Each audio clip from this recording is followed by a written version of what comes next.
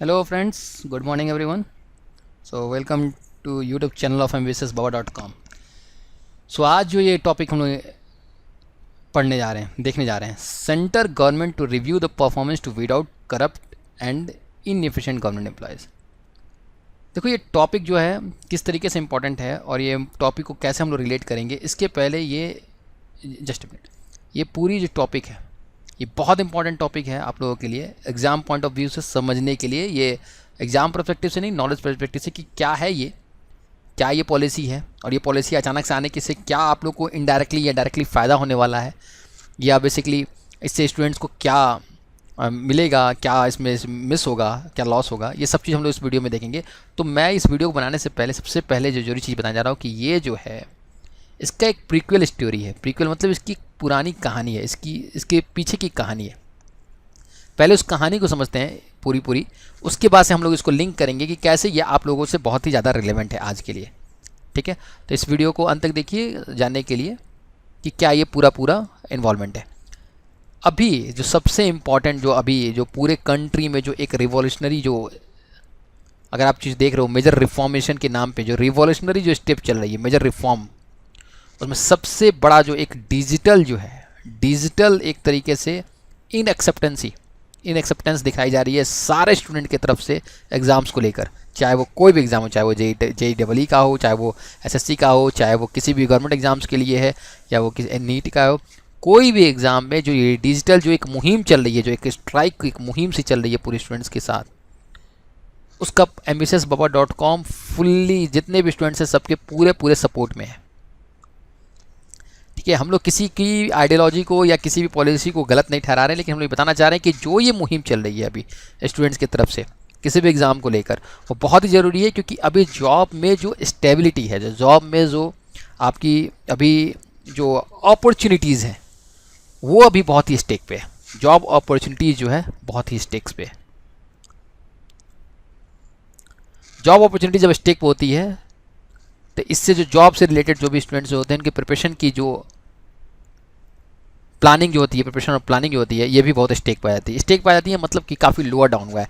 तो पिछले कुछ एक महीने में 25-30 दिनों में जो हम लोगों ने जो ट्रेंड देखा है, ये एक बहुत ही गिरा है स्टूडेंट्स में। स्टूडेंट्स प्रिपरेशन की तरफ से काफ़ी अपना वो मोटिवेट होकर तैयारी नहीं कर पा रहे हैं, और जॉब अपॉर्चुनिटी क्योंकि जॉब अपॉर्चुनिटी उनको सामने अच्छी नहीं दिखाई दे रही है, और ये एक बहुत बड़ा लॉस है स्टूडेंट्स के लिए। ठीक है, ये लॉस क्यों है? क्योंकि ये जो लॉस जो होगा आपकी जो प्लानिंग और आपकी प्रिपरेशन की जो नीचे की तरफ स्केल डाउन हुई है, ये आपके जॉब की अपॉर्चुनिटीज़ को और नैरो डाउन कर देगी, जॉब अपॉर्चुनिटीज़ को और नैरो डाउन कर देगी। क्योंकि देखो अब तो जॉब भी मार्केट में कम आ रहा है। ठीक है, पहली बात तो ये है। और दूसरा, जब आप इस अपॉर्चुनिटी में आप अपनी फुल एफर्ट के साथ तैयारी नहीं करोगे तो आपकी जो है चांसेस भी नैरो डाउन होंगे। तो सबसे पहला आप लोगों से रिक्वेस्ट है ambitiousbaba.com से कि don't let down your preparation. क्योंकि अपॉर्चुनिटीज़ कब आ जाएगी, किस तरीके से आएगी, कोई नहीं जानता। और देखो अभी जो गवर्नमेंट की जो स्कीम भी चल रही है वो काफ़ी फ्लिप फ्लॉप भी है। मैं बिल्कुल ऐसे बोलना चाहूँगी काफ़ी फ्लिप फ्लॉप टाइप सी है। अभी अभी अचानक से देखो, आज अगर एक एग्जांपल देखते हैं, आज जो नोटिफिकेशन आया है एसबीआई आईबीपीएस का क्लर्क का और मेंस का, आईबीपीएस के क्लर्क में 1500 के अप्रॉक्स सीट्स हैं।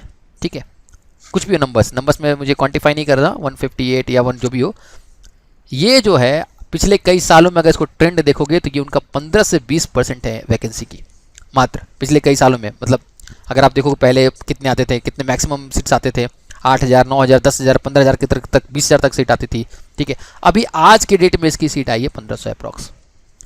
आईपीएस पीओ में भी जो आज नोटिफिकेशन आया है, जो भी सीट आया है, उस सीट का जो अगर आप परसेंटेज देखो पिछले कई सालों में, तो वो जितना स्केल डाउन हुआ, जितना वो गिरा है स्केल डाउन हुआ है आईबीपीएस क्लर्क या पीओ में, वो जो गिरा है वो बहुत ही ज़्यादा इनॉर्मस परसेंटेज गिरा है। आज के डेट में वैकेंसी सिर्फ 15 से 20% पे आकर रुक गई है, सीमित हो गई है। तो ये एक बहुत बड़ा सेटबैक है, स्टूडेंट्स के लिए जो लोग तैयारी कर रहे हैं। ठीक है, दूसरा क्या है कि जब ये अपॉर्चुनिटी आई है तो जहाँ तक ambitiousbaba.com के एक्सपर्ट टीचर्स का और सबका एक्सपीरियंस बोलता है कि ये जो 1500 का जो भी आईपीएस क्लर्क का जो 1500 की सीट्स आई है, ये स्टैग्नेट नहीं होने वाली, ये रुकने वाली नहीं है। 1500 सीट्स पे वैकेंसी नहीं कंप्लीट होगी, ये आप नोट कर लो आज ये वीडियो में। और इसका ये देखना कि ये इसकी वैकेंसी जो है ये स्केल अप होगी, ये स्केल्ड अप होगी, कम से कम 2 से 3 टाइम्स इसकी वैकेंसी और बढ़ेगी, चाहे वो एग्ज़ाम से पहले बढ़े या वो एग्ज़ाम के बाद बढ़े, या क्योंकि ये जो इतनी जो कम सीट आई है ना, इससे आपके अंदर एक क्वेश्चन आ रहा होगा, एक डाउट आ रहा होगा। डाउट ये आ रहा होगा कि क्या ये नेक्स्ट ईयर अब ये कंटिन्यू हो गया, नेक्स्ट ईयर भी इतनी कम सीट आएगी, या उसके साल उसके अगले साल भी इतनी कम सीट आएगी, क्या ये ट्रेंड ही बन गया है सीट को लोअर डाउन करने का, क्या वैकेंसी खत्म हो रही है, क्या अपॉर्चुनिटीज़ कम हो रही है? नहीं नहीं, ऐसा कुछ भी नहीं है, अपॉर्चुनिटीज़ बढ़ने के भी चांसेस दिख रहे हैं। लेकिन क्योंकि अभी गवर्नमेंट इसमें बहुत ही ज़्यादा स्ट्रिक्टनेस ला रही है एजुकेशन पॉलिसी में, रिफॉर्म पॉलिसी में, जॉब्स में, तो उनके हिसाब से क्या उनकी मेथडोलॉजी, क्या वो सोच है, क्या वो आइडियोलॉजी पे काम कर रहे हैं कि थोड़ी सी वैकेंसी कम आई है, जो कि सच्चाई है कि कम आई है। लेकिन ambitiousbaba.com का ये दावा है आप लोगों से, ये सीट जो है बढ़ेगी, ठीक है, बढ़ेगी। इसका कई बच्चे तो कमेंट्स में प्रूफ ही मांगते हैं कि सर आप प्रूफ, तो ये देखो ये प्रूफ नहीं है, ये तो आपने जो भी नोटिफिकेशन आ गई है आपके सामने, जो भी नोटिफिकेशन है उस नोटिफिकेशन को आप देख लो, वहीं आपके लिए पक्का सीट है, कंफर्म सीट है, ठीक है। लेकिन हम लोग का ये मानना है कि इतने कम सीट पे होगा नहीं, ठीक है। दूसरी बात यह है कि अभी ये जो अब जो ये जो स्टोरी जो आपको दिख रहा है, ये भी एक तरीके का एक इनडायरेक्ट इंडिकेटर है कि वैकेंसी और भी बढ़ेगी। अभी क्यों कम आई है? क्योंकि अभी इस मापदंड का होना जरूरी है। तो क्या है ये मापदंड, पहले इसको देखते हैं और इस वीडियो को पूरा समझते हैं।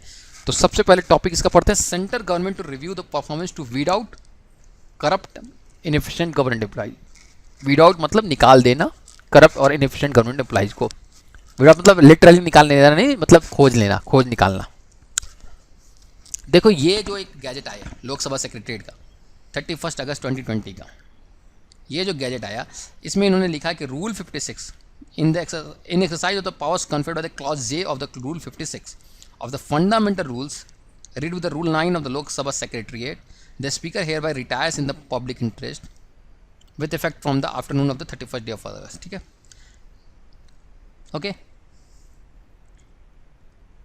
The speaker has further directed that Smriti Kaveri Jaiswal shall in lieu of the notice of the 3 months be paid and some equivalent to the amount of the, तो ये श्रीमती कावेरी जायसवाल के जो भी गैजेट आया इस तरीके, ये पे अकाउंट ऑफिसर को गया और ये गया, तो ये क्या दिखला रहा है? ये दिखला रहा है कि इन्होंने speaker has further directed that the Shrimati Kaveri Jaiswal shall in lieu of the notice of 3 months, 3 months के पेड के साथ इक्विवेलेंट अमाउंट के पे करने के साथ से अपनी ड्यूटी से रिटायर ऑफ हो रही है, ठीक है।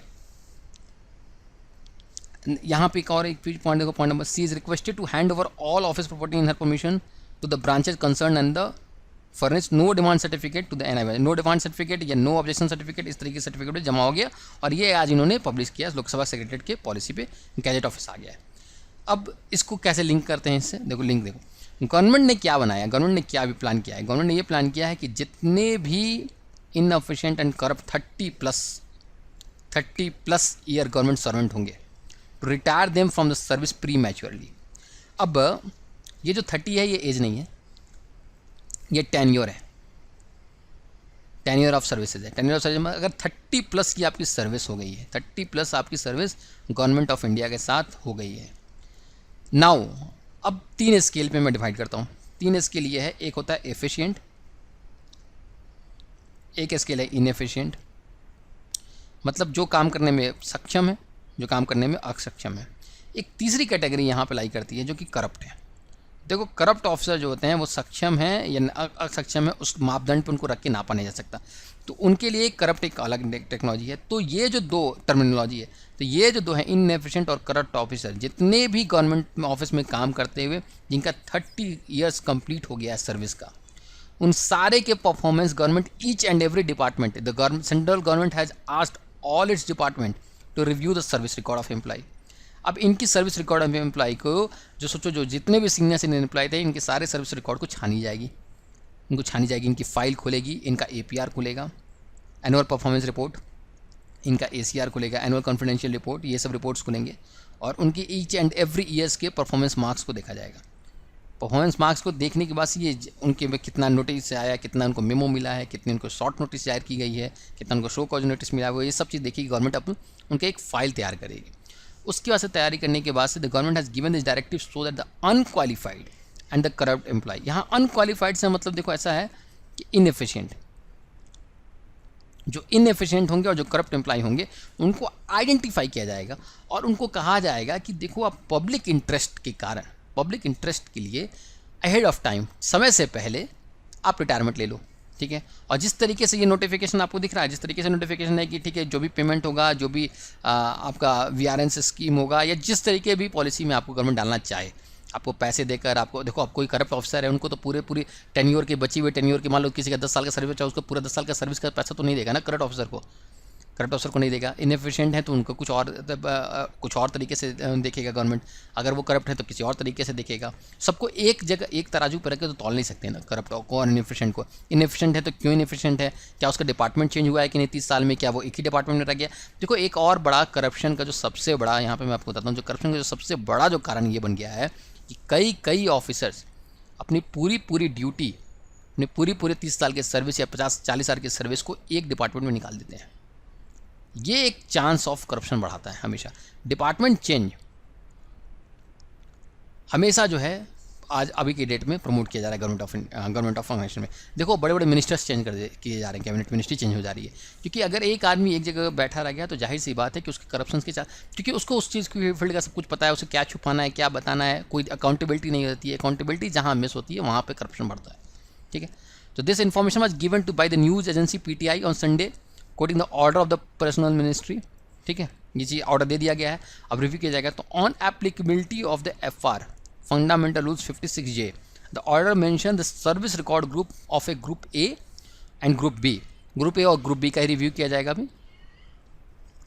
Will be reviewed if she has reach the age of 50, अगर वो 50 साल की पूरी हो गई है, अगर उसने 35 से पहले ज्वाइन किया है तो in case of joining before 35 years of age, और आफ्टर अटेनिंग 55 ईयर्स, ठीक है। मतलब अल्टीमेटली 30+ का सर्विस आपको गवर्नमेंट को अगर किया हुआ है तो, ठीक है।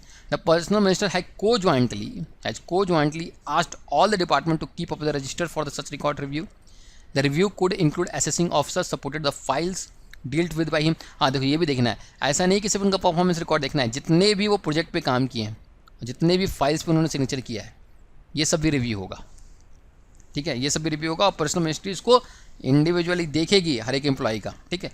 तो जितने भी उसके ऐसे 2 कैटेगरी में जो ये लोग बटेंगे, गवर्नमेंट सर्वेंट जिनकी इंटीग्रिटी अनसर्टेन है, मतलब कि वो करप्ट ऑफिसर है, और जिनकी इफेक्टिवनेस अनसर्टेन है, यानी कि इनएफेक्टिव है, ये दोनों के केस में इनको रिटायर किया जाएगा कुछ एक पॉलिसी के तहत। उनकी पूरी उनकी जो भी उनका जिस भी तरीके से उनको गवर्नमेंट चाहे उन तरीके डील करके इनको रिटायर की जाएगी। तो मेरा ये सवाल है, अब आ जाओ पहले स्लाइड पे, ठीक है। एक और देख ली, since coming back to the power in 2019, Modi सरकार जो दूसरी बार 2019 में जब आई है, Modi government has obligated retired batches of the inept in the corrupt officer in the 5 times. 5 बार इन्होंने अभी तक जो करप्ट ऑफिसर्स थे या जो इनएफिशिएंट ऑफिसर थे उनको हटा दिया गया है, ठीक है। The first mandatory retirement was done on the June 10th when 12 high government officer belonging to the revenue income tax department were retired. सबसे पहला ये है, ठीक है। हालांकि ये क्वेश्चन आपको जनरल अवेयरनेस का नहीं है, ये आपके नॉलेज के लिए क्वेश्चन है, कोई पूछेगा नहीं कि 10 जून को कौन कितने ऑफिसर रिटायर हुए थे, कैसे रिटायर हुए थे।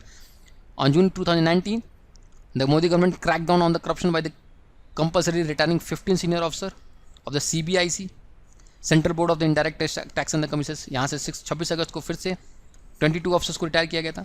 फिर 15 सितंबर को it has retire 15 tax officials after Modi.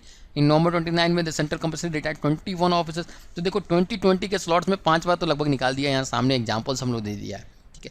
तो इसका मतलब ये है कि मोदी गवर्नमेंट की जो रूल जो पॉलिसी है वो एकदम क्लियर हो गई है कि अब हम इनएफिशिएंट ऑफिसर्स और करप्ट ऑफिसर्स को नहीं एंटरटेन कर सकते हैं, ठीक है। तो जब ये इन लोगों को निकाल के जब इनको बाहर इनको वीड आउट करेंगे, जब इनको निकाल दिया जाएगा, तो यहाँ पे जो उनकी जो वैक्यूम्स क्रिएट होंगे, जो वैकेंसीज क्रिएट होंगे, ये कैसे फिल्ड होगा? ये फिल्ड होगा न्यू रिक्रूटमेंट से। और यही बात मैं कर रहा था, ये जो भी ये वैकेंसीज जो भी है बैंक की या इस तरीके की SSC या किसी भी जगह आपको वैकेंसी दिख रही है, तो अभी इसलिए कम दिखाई दे रही है इस साल क्योंकि गवर्नमेंट अभी किसी एक बड़ी चीज़ों पे एक्शन ले रहा है, बड़ी चीज़ों पे निगरानी कर रहा है, बड़ी चीज़ों पे डिग आउट कर रहा है। तो जब ये डिग आउट और ये सारे प्रोसेस खत्म हो जाएंगे तो वैकेंसी इसके बाद फिर से इनॉर्मसली इंक्रीज करेगी और फिर से बहुत आगे जाएगी वैकेंसी। तो वैकेंसी कभी भी डाउन नहीं हो रही है, इसलिए never let down your preparation, you start doing preparation. इस बार भी देखो कम हुआ है, इसका मतलब ये नहीं कि आपके चांसेस नहीं है, आपके चांसेस बहुत है। थोड़ा सा स्केल डाउन नैरो डाउन हुआ है, लेकिन ये नैरो डाउन मैं बता रहा हूँ फिर तुरंत से नैरो अप होने वाला है, बहुत तेज़ी से स्केल अप होने वाला है। तो keep doing well, keep preparation well. Thanks.